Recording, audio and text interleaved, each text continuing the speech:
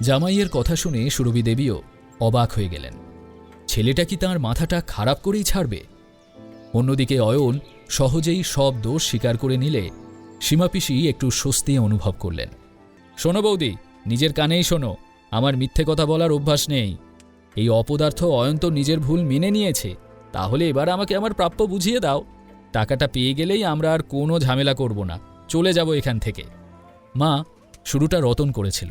ও আমাকে থাপ্পড় মারতে আসছিল, এত বড় সাহস ওর। আর অয়ন তো আমাকে প্রোটেক্ট করতে গিয়েও রতনের সাথে হাতাহাতিতে জড়িয়ে যায়।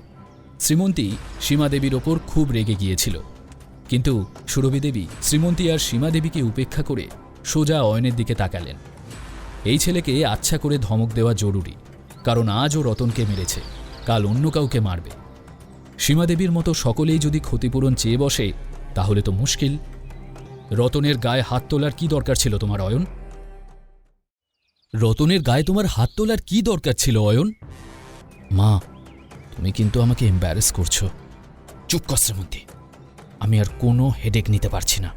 তোর বাবা এখন নেই, তাই এই মুহূর্তে এই বাড়ির গার্জিয়ান আমি। অয়ন, সীমা পিসি আর রতনের কাছে ক্ষমা চাও, এক্ষুনি। ক্ষমা চাওয়ার কথা শুনে শ্রীমন্তী আর অয়ন একে অপরের দিকে তাকালো। বৌদি, একটা কথা পরিষ্কার শুনে রাখো, আমি আর আমার ছেলে কোনোভাবেই চুপ থাকব না, সে যতই তোমার জামাই ক্ষমা চাক না কেন। সীমাদেবীর কথায় এবার সুরভি দেবী প্রচণ্ড বিরক্ত হলেন। আচ্ছা দিদি, বলো তুমি কি চাও? বেশি কিছু নয়, অয়নকে নিয়েই যখন সমস্যাটা, তখন আমি চাই ও এখানে দাঁড়িয়ে দুটো কাজ করুক। প্রথমটা হলো, ওকে হাঁটু গেড়ে বসে হাত জোড় করে আমার আর আমার ছেলের কাছে ক্ষমা চাইতে হবে, কারণ ও রতনের সাথে যা করেছে মোটেই ঠিক করেনি।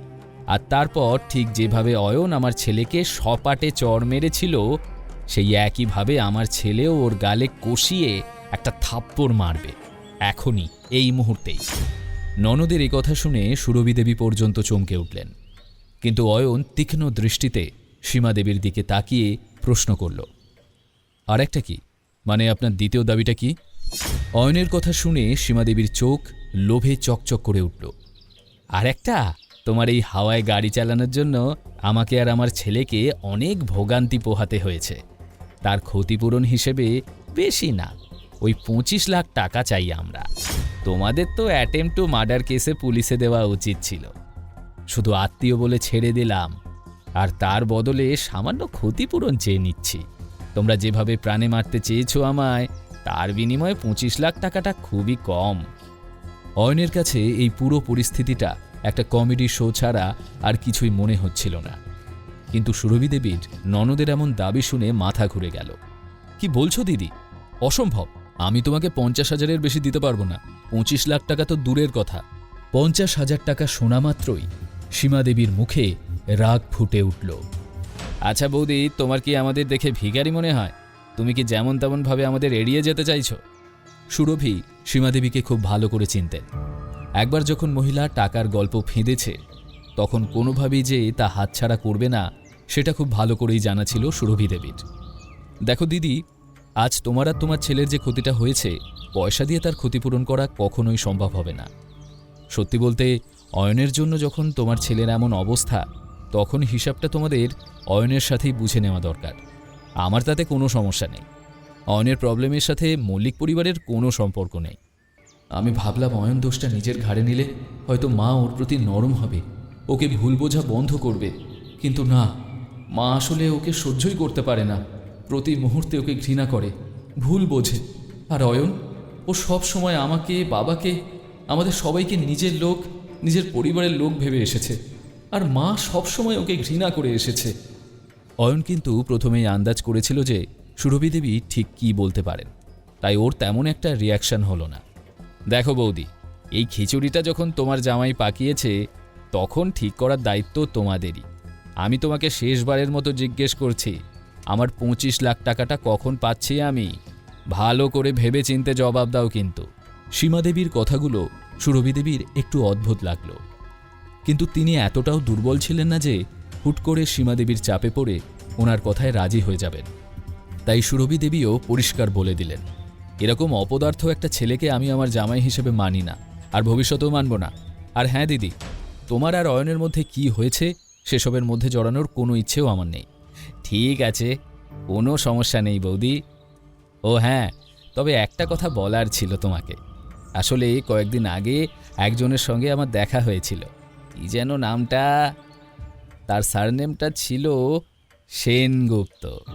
বলছিল তোমরা নাকি একই কলেজে পড়তে। সকলেই লক্ষ্য করল ওনার কথা শোনা মাত্রই সুরভি দেবীর মুখের অভিব্যক্তি সম্পূর্ণ পাল্টে গেল হঠাৎ। বৌদি, তুমি কি চাও যে সবার সামনে আমি তোমার সেই সিক্রেট গল্পটা বলতে শুরু করি? এদিকে ব্যাপারটা শ্রীমন্তী আর অয়নের কাছে বড় অদ্ভুত লাগছিল। এমন পরিস্থিতিতে সুরভি দেবীও কারোর চোখে চোখ রেখে কিছু বলার অবস্থায় ছিলেন না। আরে দিদি, তুমি রাগ করছো কেন? আমরা ঠান্ডা মাথায় তো কথা বলতে পারি। তুমি কি যেন বলছিলে, বলো। সীমাদেবী নিজের কানকে বিশ্বাস করতে পারছিলেন না। এই একটা কথাতেই যে ওনার বৌদির এরকম রিয়াকশন হবে এটা উনি ভাবেননি।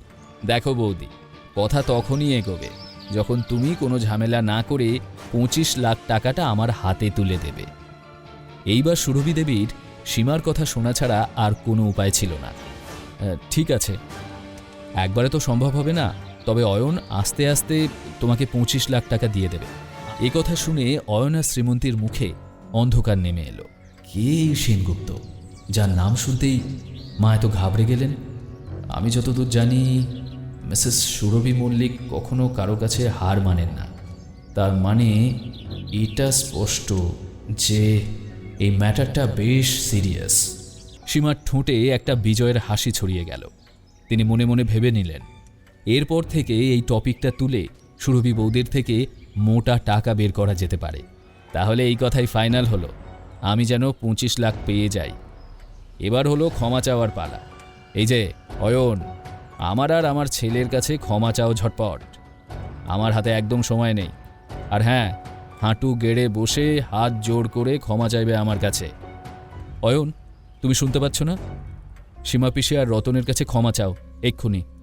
সুরভি দেবী আদেশের সুরে কথাটা বললেও অয়ন কথাটায় পাত্তাই দিল না। অয়ন, দেখো, তুমি সীমা দিদি আর রতনের কাছে ক্ষমা চেয়ে নাও, তাহলে আমি অতীতের সব কথা ভুলে যাব। কখনো কিচ্ছু বলবো না তোমাকে আর, এমনকি তোমার আর শ্রীমন্তীর বিয়েটাও মেনে নেব। মা, তুমি কিন্তু বাড়াবাড়ি করছো। অয়ন আমার স্বামী, সে যা করেছে আমার জন্য করেছে, আর এই সবের জন্য সে ক্ষমা চাইবে না। আর সত্যি বলতে ও ক্ষমা চাইলে ওর সাথে সাথে আমিও ছোট হয়ে যাব। এরপর শ্রীমন্তী মায়ের দিক থেকে চোখ সরিয়ে অয়নের কাছে এগিয়ে এলো। অয়ন তো অবাক শ্রীমন্তীর সাহস দেখে। তবে সে এই ভেবে খুশিও হচ্ছিল যে শ্রীমন্তী এখন ওকে মন থেকেই হাজব্যান্ড হিসেবে মেনে নিয়েছে। অয়ন, চলো, আর এক মুহূর্ত আমরা এখানে থাকব না। শ্রীমন্তীর চোখে ওই সময় একটা অন্য লেভেলের ইমোশন ছিল। অয়নের জন্য, ওর সম্মান রক্ষার জন্য যাকে যা যা জবাব দেওয়ার ও দিতে রাজি ছিল। শ্রীমন্তীকে এতটা ইমোশন নিয়ে চেয়ে থাকতে এর আগে কখনো দেখেনি অয়ন। শ্রীমন্তীর সেই ভাষা ভাষা আবেগী দৃষ্টি দেখে তার হৃৎপিণ্ডটা যেন কেঁপে উঠল। অদ্ভুত এক ভালো লাগার অনুভূতি হচ্ছিল ওর।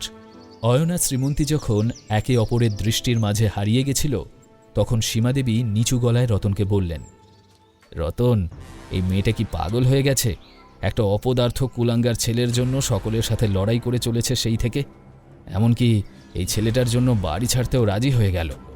হ্যাঁ মা, আমার মনে হচ্ছে এই অয়ন ছেলেটা আমাদের শ্রীমন্তীর ওপর কোনো তুকতাক মানে ব্ল্যাক ম্যাজিক করেছে। 2 বছর আগে যখন আমরা এখানে এসেছিলাম তখন শ্রীমন্তী অয়নের সাথে কথা পর্যন্ত বলতো না ভালো করে, আর আজ হঠাৎ করে ওদের মধ্যে এত গভীর প্রেম জন্মে গেল। এদিকে নিজের মেয়ের কাণ্ড দেখে নিজের চোখকেই বিশ্বাস করতে পারছিলেন না সুরভি দেবী। এসব কি পাগলের প্রলাপ বকছিস শ্রীমন্তী? কোথাও যাবি না তুই, যেতে হলে এই অয়ন যাবে, কিন্তু তোকে আমি কোথাও যেতে দেব না। আর আজ যদি তুই এই বাড়ির চৌকাঠ পেরোস তাহলে আর কোনোদিনও এ বাড়ির দিকে মুখ ফিরিয়ে তাকাবি না। আর একটা কথা, তুই বুদ্ধিমতী মেয়ে, তাই বলছি নিজের ডিসিশন বুদ্ধি দিয়ে নে, আবেগ দিয়ে নয়। আসলে সুরভি দেবীর রাগের পেছনে ওনার মেয়েকে হারানোর ভয় লুকিয়েছিল। উনি ভেবেছিলেন হয়তো একটু বকাঝকা করলে শ্রীমন্তী নিজের সিদ্ধান্ত পাল্টে ফেলবে। এবার এই অয়নটাকে জব্দ করতে হবে, তবেই যদি কাজ হয়। আর অয়ন, আজ উত্তেজনার বশে এখান থেকে চলে যাচ্ছ ঠিকই, কিন্তু কাল যদি শ্রীমন্তীর দায়িত্ব সঠিকভাবে নিতে না পেরে এ বাড়িতে ফিরে আসো, তখন কিন্তু এ বাড়ির দরজা তোমার জন্য বন্ধ থাকবে, এটা মনে রেখো। কি হতে চলেছে এবার? অয়না শ্রীমন্তী কি মল্লিক পরিবার ছেড়ে সত্যি চলে যাবে? সুরভি দেবী কি আটকাতে পারবেন তার মেয়ে জামাইকে, নাকি সীমা পিসির ষড়যন্ত্রে ভেস্তে যাবে সবকিছু? জানতে হলে শুনতে থাকুন এই গল্পটি শুধুমাত্র পকেট এফএমে।